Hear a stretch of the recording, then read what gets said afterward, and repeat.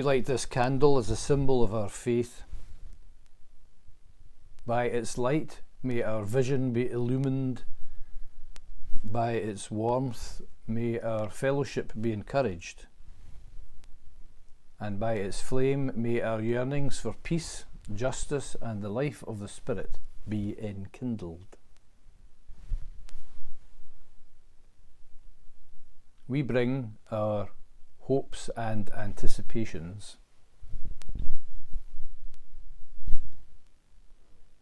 We bring our joys and celebrations.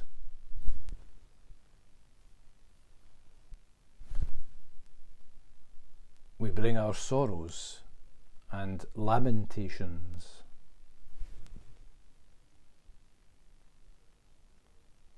We bring our faith and adorations.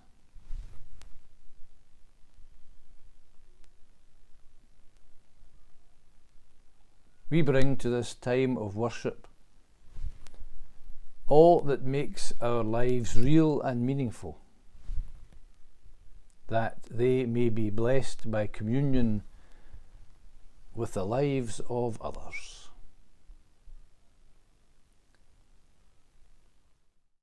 Thee.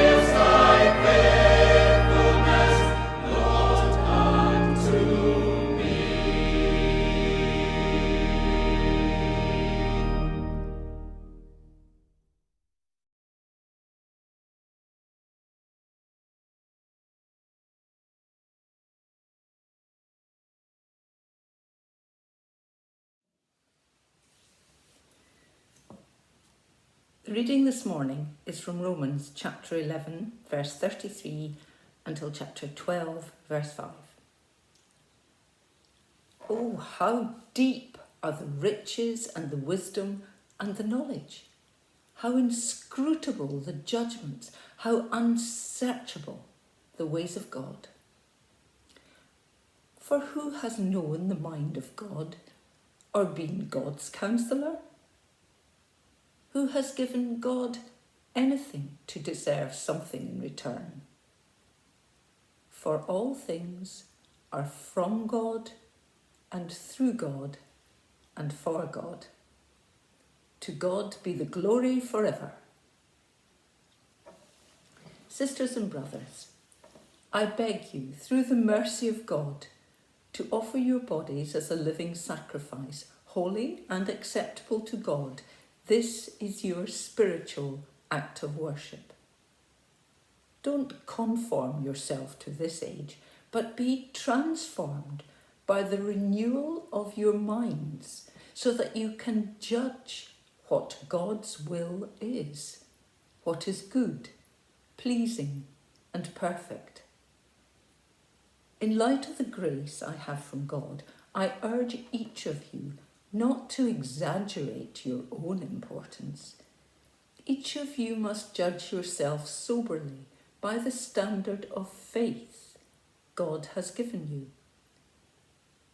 Just as each of us has one body with many members, and these members don't have the same function, so all of us, in union with Christ, form one body. And as members of that one body, we belong to each other.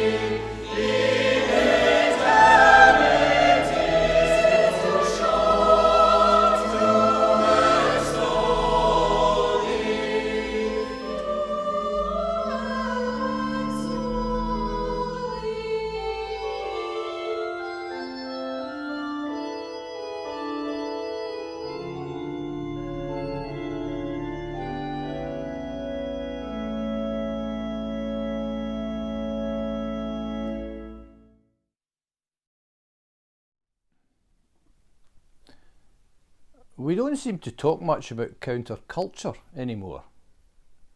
The word perhaps conjures up for us the 1960s with its echoes of revolution and anti-war demonstrations and flower power.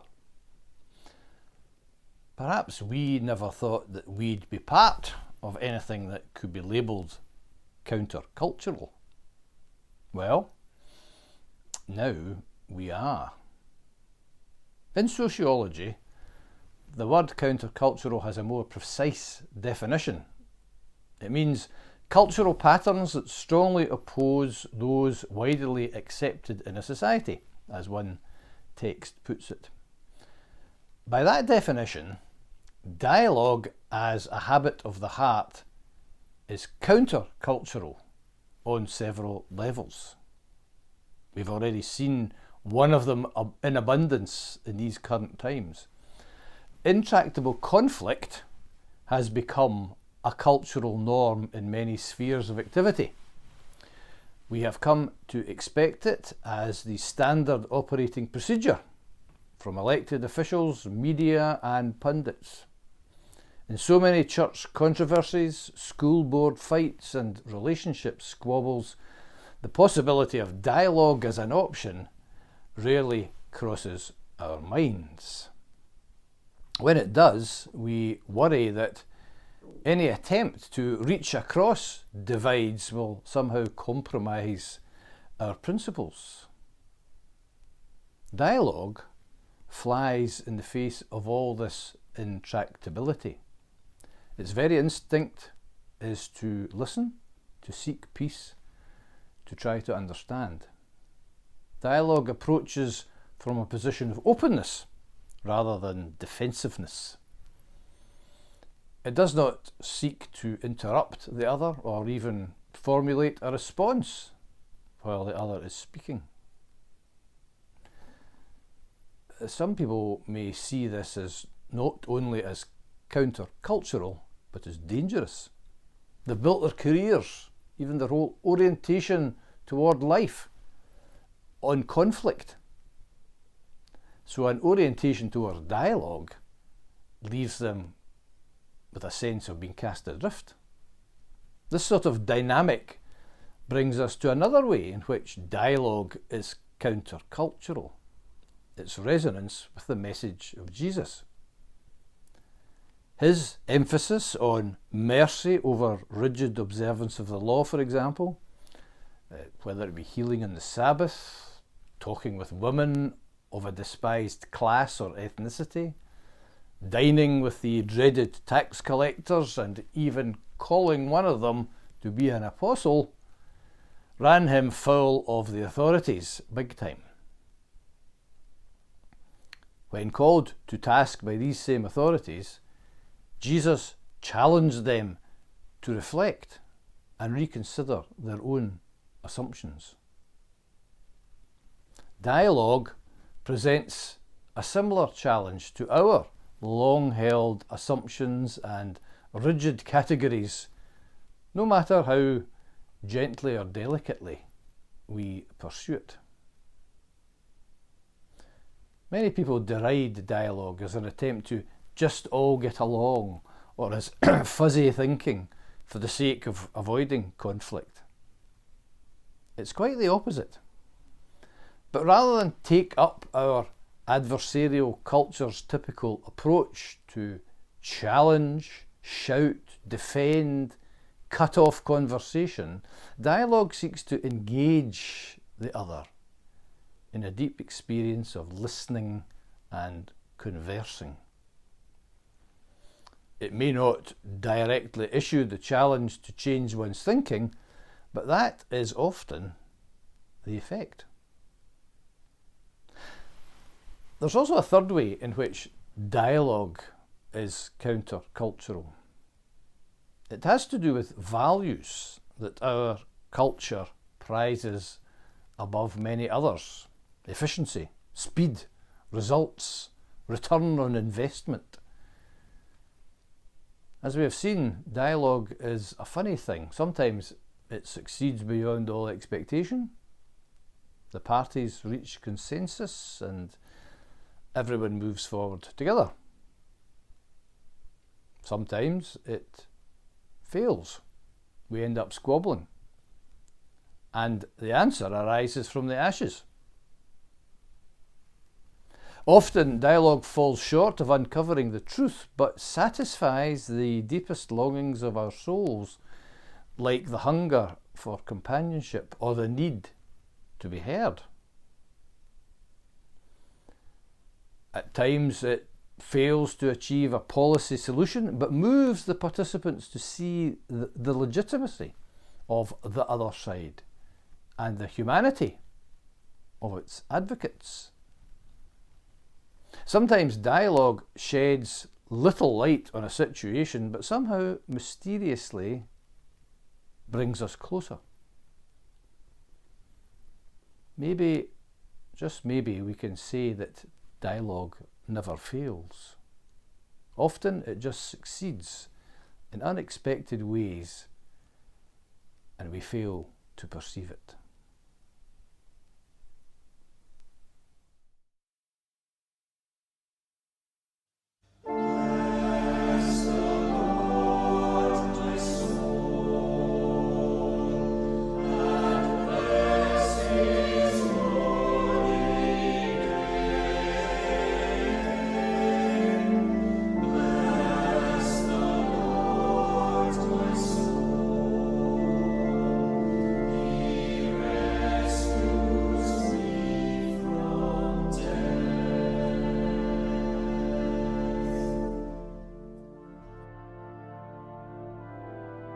We light this candle in remembrance and hope, to call to mind Magnus and Ronald and all the saints, and all those dear to us who have gone before, especially those who have died in recent times.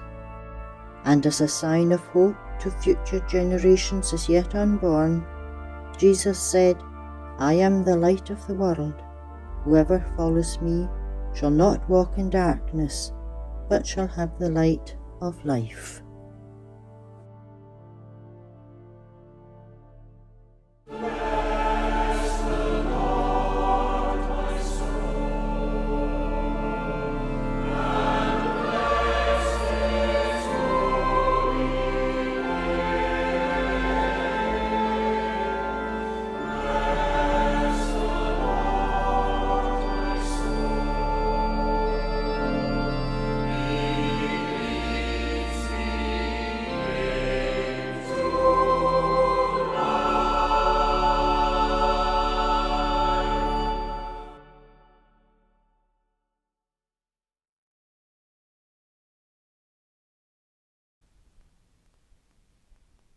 A prayer. In a time when communication gives us so many options, from phone calls to texts, emails to FaceTime, when social media lets us tweet and like,